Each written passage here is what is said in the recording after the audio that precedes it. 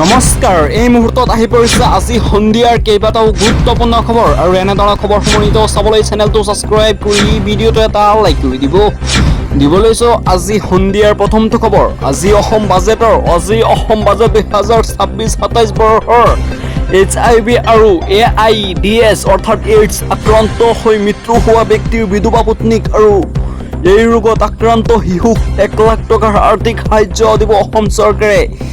এক বৃহৎ সিদ্ধান্ত লৈছে আজিৰ বাজেট অধিৱেশনত। বিত্তমন্ত্ৰী জয়ন্ত মল্ল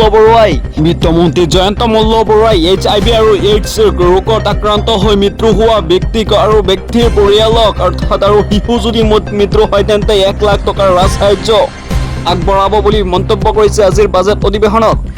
অন্য এটা খবৰ দিব লৈছো। আজিৰ বাজেট অধিৱেশনত 5 বছৰত 2 লাখ নতুন নিযুক্তিৰ লক্ষ্য কৰিছে অসম চৰকাৰে।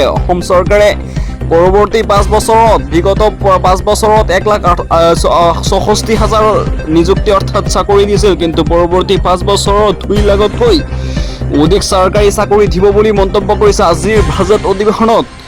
অন্য এটা খবৰ দিব লৈছো। অসম বাজেট অধিৱেশনৰ চৰকাৰে ডিমা হাছাওক এক অহল্য পাত্ৰ আৰু ৰংপুৰ শিৱসাগৰক ঐতিহাসিক সম্পদসমূহক ইউনেস্কোৰ সম্ভাৱ্য বিশ্ব ঐতিহ্য তালিকাত অন্তৰ্ভুক্তৰ বাবে মনোনয়ন পত্ৰ দাখিল কৰিছে আজিৰ অসম বাজেটত। আৰু অসম বাজেটৰ 2026-27 বৰ্ষৰ অহাৰ পৰা বন্ধ হ'ব মেধাৱী শিক্ষাৰ্থীক স্কুটি বিতৰণৰ আঁচনি, অৰ্থাৎ যিসকল ছাত্ৰ ছাত্ৰীক আঁচনিবোৰ দিয়া হয়, মেধা ভিত্তিক ছাত্ৰীক যিসকলে ষ্টাৰ মাৰ্ক পায় সেইসকলক স্কুটি দিয়া হয়, সেই আঁচনিৰ ধনবোৰ অৰ্থাৎ অহাবাৰৰ পৰা আৰু দিব নিদিয়ে। সেইবোৰ টকা নিযুত মইনা আৰু ভাবু মইনা আঁচনিৰ জৰিয়তে ছাত্ৰ ছাত্ৰীসকলক বেছিকৈ দিব।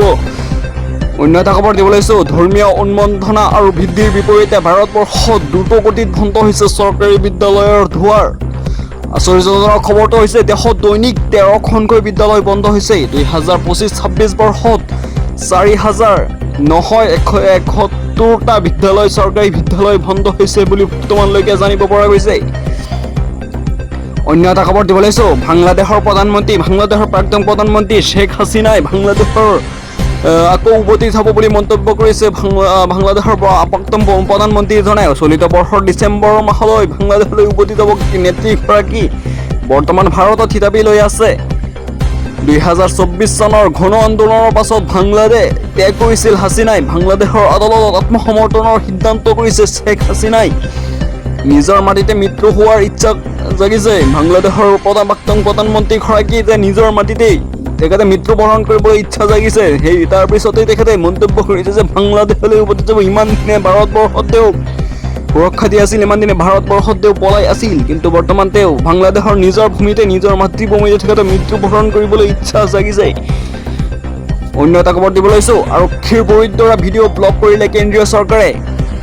যন্তৰ মন্থৰত কক্ৰোচ জনতা পাৰ্টীৰ প্ৰতিষ্ঠাপক অভিজিত দেৱকে যিটো আৰক্ষীৰ বৰিদ্ৰা ভিডিঅ'টো ব্লক কৰি দিছে কেন্দ্ৰীয় চৰকাৰে। আৰক্ষীৰ বৰিদ্ৰী অনশনকাৰীসকলৰ বাবে 10,000 অনুমতি বিচাৰিছিল।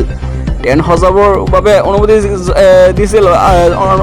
অনুমতি বিচাৰিছিল কক্ৰোচ জনতা পাৰ্টীৰ প্ৰতিষ্ঠাপক অভিজিত দেৱকৈ। যন্তৰ মন্থৰৰ এই ভিডিঅ'টো ব্যাপকৰূপে ভাইৰাল হোৱাৰ পাছত ব্লক কৰে কেন্দ্ৰীয় চৰকাৰে। অন্য এটা খবৰ দিব লৈছো। ইৰাণৰ ওপৰত আমেৰিকা পুনৰ আক্ৰমণ সংঘটিত কৰিছে। ইৰাণৰ ওপৰত হঠাৎ আমেৰিকাই পুনৰ আক্ৰমণ সংঘটিত কৰিছে।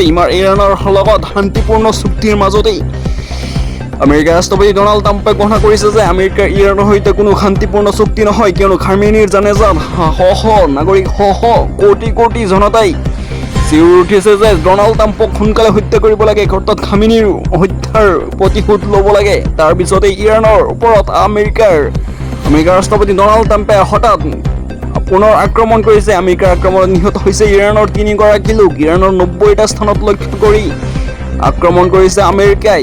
পৰিস্থিতি ভয়াৱহ হ'বলৈ লৈছে। তাৰপিছতে ইৰাণৰ সেনাবাহিনী ইৰাণৰ প্ৰহণ জাগি উঠিছে। ইৰাণো আক্ৰমণ কৰিব পাৰে, হঠাৎ আক্ৰমণ কৰিব আমেৰিকাৰ ওপৰত। অন্য এটা খবৰ দিব লৈছো। চলিত বৰ্ষৰ 25 ডিচেম্বৰত আৰম্ভ হ'ব মিছন বসুন্ধৰা 4.0 অৰ্থাৎ 4.0টো মিছন বসুন্ধৰাৰ অন্তৰত মিছন বসুন্ধৰাৰ চৰাঞ্চলৰ সংখ্যালঘু জনগোষ্ঠীয় লোক অনুসূচিত জাতি জনজাতিয়ে লাভ কৰিব ভূমি ভূমিৰ অধিকাৰ লাভ কৰিব মিছন বসুন্ধৰা 4.0 ধাৰা তেখেতসকলে মাটিৰ পট্টাবোৰ লাভ কৰিব পাৰিব মিছন বসুন্ধৰা 4.0 অৰ্থাৎ 4.0 যিটো 4.0 তেখেতে লাভ কৰিব মিছন বসুন্ধৰাৰ অধীনত চৰাঞ্চলত অৰ্থাৎ অভয়াৰণ্যত যিবোৰ মাটি আছে এইবোৰত মাটি অৰ্থাৎ সংখ্যালঘু অৰ্থাৎ ব্ৰিটিছ এৰিয়াত যিবোৰ আছে সেইবোৰৰ বাবে মিছন বসুন্ধৰা আনটো অসম বাজেটত আজি ঘোষণা কৰিছে। অন্য এটা খবৰ দিবলৈ হৈছে স্বাস্থ্য বিভাগত চাকৰি উজান 33,240টা পদত শীঘ্ৰেই ওলাব চাকৰি বিজ্ঞাপন। আজিৰ বাজেট অধিৱেশনত মুখ্যমন্ত্ৰী হিমন্ত বিশ্ব শৰ্মাই ঘোষণা কৰিছে যে স্বাস্থ্য বিভাগত অৰ্থাৎ মেডিকেল বিভাগত 33,240টা পদত শীঘ্ৰেই ওলাব চৰকাৰী চাকৰি বিজ্ঞাপন। অন্য এটা খবৰ দিবলৈ লৈছো ৰাজ্যত আহি গ'ল কঠোৰ নিয়ম বহু বিবাহ পতা ব্যক্তিয়ে হেৰুৱাব চৰকাৰী চাকৰি। যিসকলে চৰকাৰী চাকৰিত আছে অৰ্থাৎ চৰকাৰী চাকৰিত অব্যাহত আছে সেইসকল লোকে যদি বহু বিবাহ কৰিছিল তেখেতসকলে এতিয়াৰ পৰা চাকৰিটো হেৰুৱাব, তেখেতসকলৰ চাকৰিৰ পৰা বৰখাস্ত কৰিব।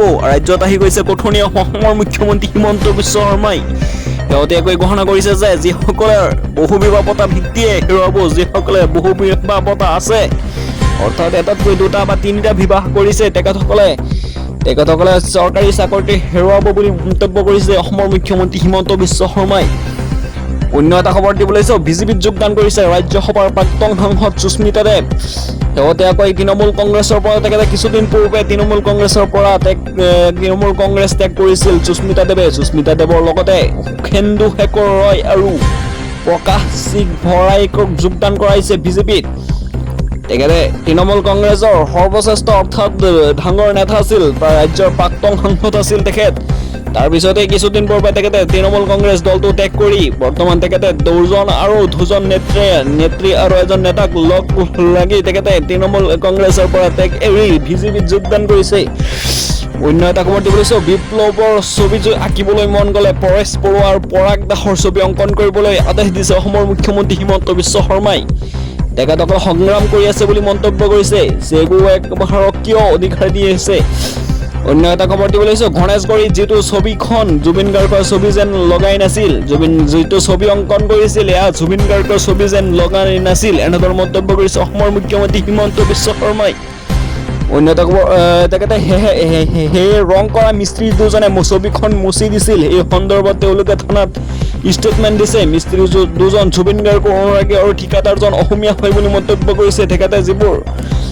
যিবোৰ মিস্ত্ৰীয়ে জুবিন গাৰ্গৰ ছবিবোৰ অংকন কৰা ছবিবোৰ মুচি দিছিল সেয়া জুবিন গাৰ্গৰ ছবি নাছিল বুলি মন্তব্য কৰিছে অসমৰ মুখ্যমন্ত্ৰী হিমন্ত বিশ্ব শৰ্মাই।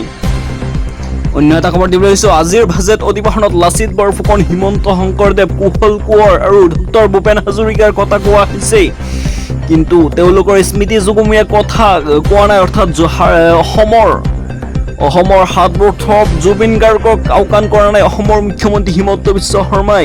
আজিৰ বাজেট অধিৱেশনত অসমৰ মুখ্যমন্ত্ৰী হিমন্ত বিশ্ব শৰ্মাই লাচিত বৰফুকন, হিমন্ত শংকৰদেৱ আৰু কুশল কোঁৱৰ আৰু ভূপেন হাজৰিকাৰ কথা কৈছে, কিন্তু জুবিন গাৰ্গৰ কথা কোৱা নাই এনেদৰে মন্তব্য কৰিছে। কিন্তু অতি দুৰ্ভাগ্যজনকভাৱে অসমৰ 7 জুবিন গাৰ্গক আওকাণ কৰা হ'ল।